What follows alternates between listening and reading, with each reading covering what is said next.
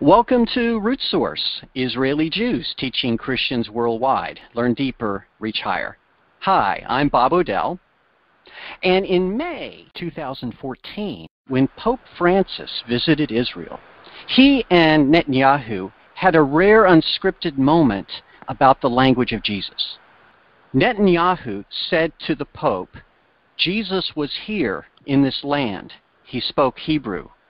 Aramaic, the Pope interjected. Netanyahu responded, he spoke Aramaic, but he knew Hebrew. And then, out of politeness, they immediately went on to other topics. Our guest today is Douglas Hamp, a pro-Israel Christian, author, and radio show host who spent time at Hebrew University in Jerusalem looking at this very issue. What he found after investigating this controversy between Aramaic and Hebrew, which would be the language of Jesus, caused him to write a book on the topic called Discovering the Language of Jesus. Hold on, folks. You may be astounded by what he has to say. Well, hello, Doug. Thanks for doing this interview with us, and how are you doing? I'm just really glad to be here. Thanks for having me. So before you tell the audience who was right, the Pope or Netanyahu, tell us first about the story behind this book. I mean, what was it that led you to get to that moment where you said, I must write a book about this topic? For me, it's kind of similar to the Incredible Hulk. I have to get kind of mad about something to actually start writing a book. Basically, I keep hearing people say something that I'm like, that's just not true, and so I'm like, okay, I'm gonna write a book. And this one, Discovering the Language of Jesus, it all started. I was sitting in a class at a place where I was teaching, and the teacher at the time was saying, somebody asked, what language did Jesus speak? He's like, oh, Aramaic, And, I raised my hand. I'm like, well, what about Hebrew? He's like, oh, And so I went up to him after the class. I said, there's a lot of evidence that Jesus spoke Hebrew. He says, oh, did they brainwash you over there in Israel? And that's kind of what made me mad, because I'm like, wait a second. I wasn't the one that was brainwashed here, right?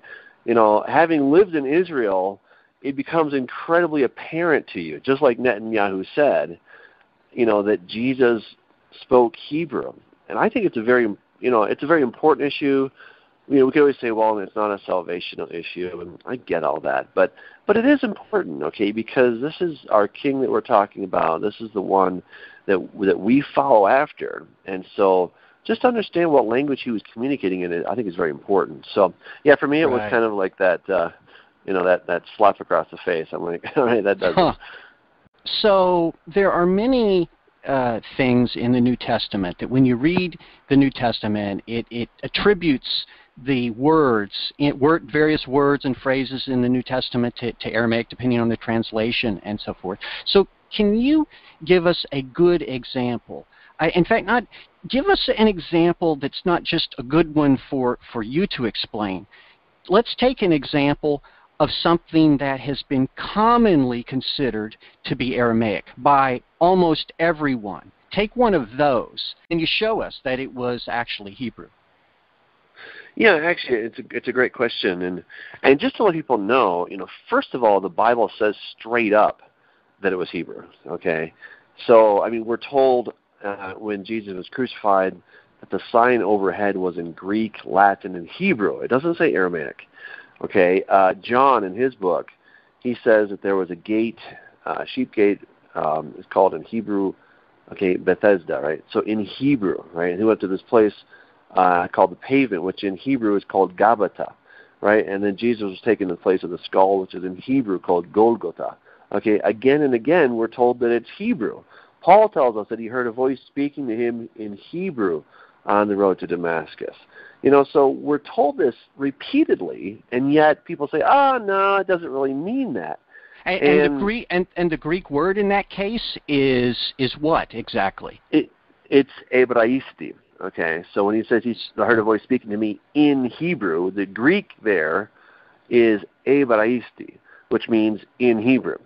Okay, so and here's the argument. Well, they didn't have a word for Aramaic. When they said Hebrew, they just really meant to say when they said Hebrew, they really meant to say Aramaic, okay?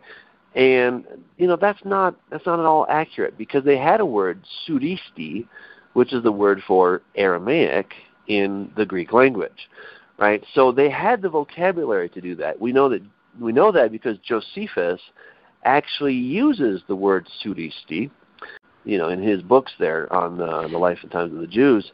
So, we don't have any question about it. And, if you go to a translation such as the NIV, they're one of the worst, at least in this case. I'm not saying they're always a bad translation, but for this topic they are. Every time it says Hebrew, they simply translate it as Aramaic, and then they put a little footnote that says, well, some people think it's Hebrew, right? But you reading that, you really get the impression that, these scholars must know what they're talking about, right? And the reality is, unfortunately in scholarship, a lot of times people don't investigate something themselves. And, we're all guilty of this. I get it.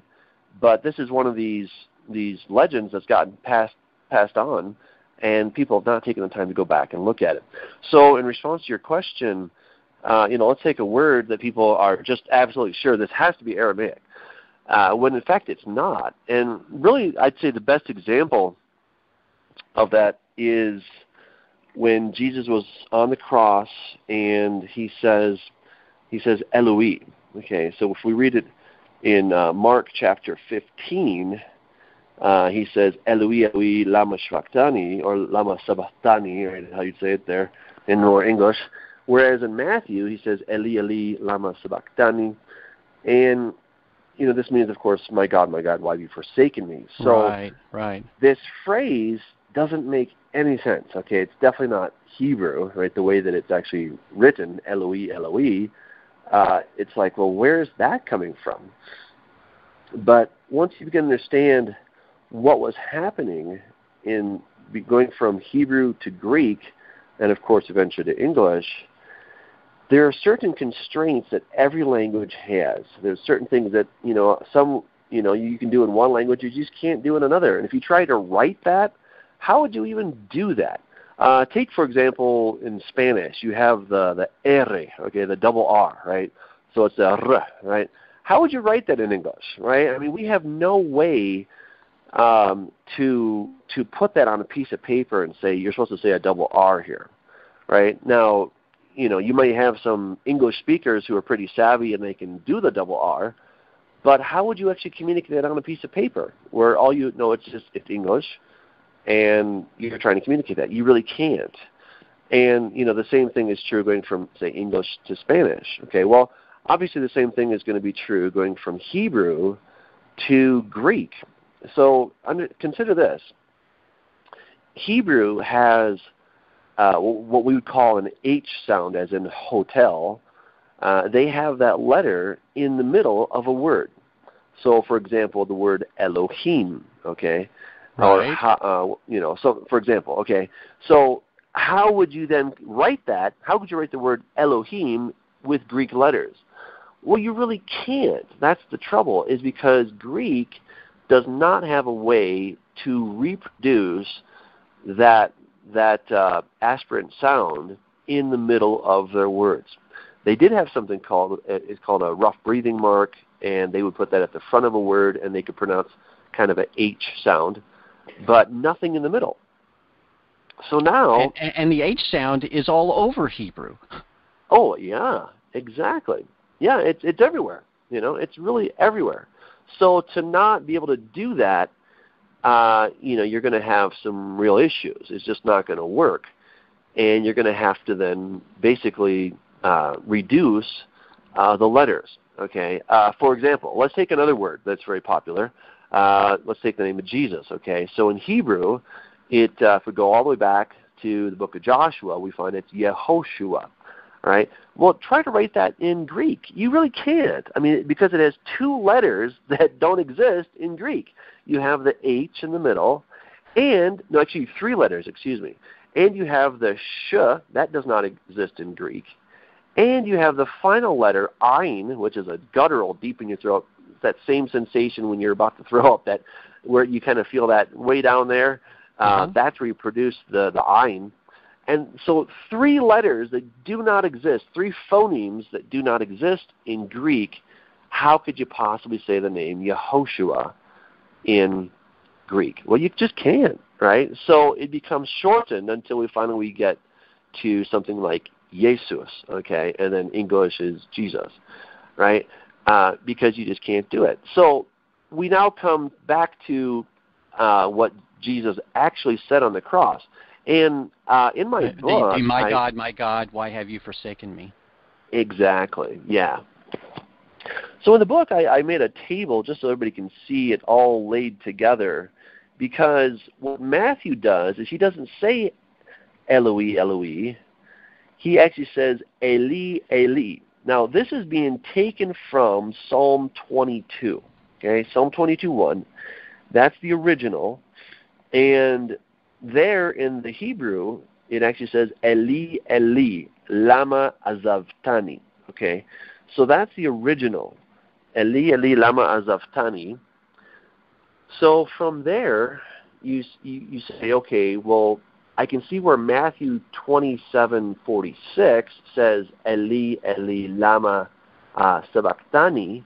Okay, so I'll deal with the other word later, sabachthani. But the words Eli, Eli, those are exactly parallel to what we have in Psalm 22. So what's going on with the book of Mark? I mean, what was Mark thinking? In other words, why is he saying Eloi rather than Eli? Right, exactly. Exactly. And I go on to show in the book that the word lama, that's just standard Hebrew, lama. I mean, that's as Hebrew as you can get. Aramaic actually uses the word lamna, so they very possibly, I mean, it would have been really hard to say. They would have said lamna, so we wouldn't expect that to be Aramaic. So the whole phrase isn't really seeming to be Aramaic either. And then the word shvaktani, this is an interesting word, but I'll get back to that one a little bit later. So, okay, so what about Eli or Eloi in Mark 15:34? Well, what I traced it to is that this word, if we go back to the Hebrew and take it back to Elohi, but remember Elohim is actually that's the plural. So if you wanted to make it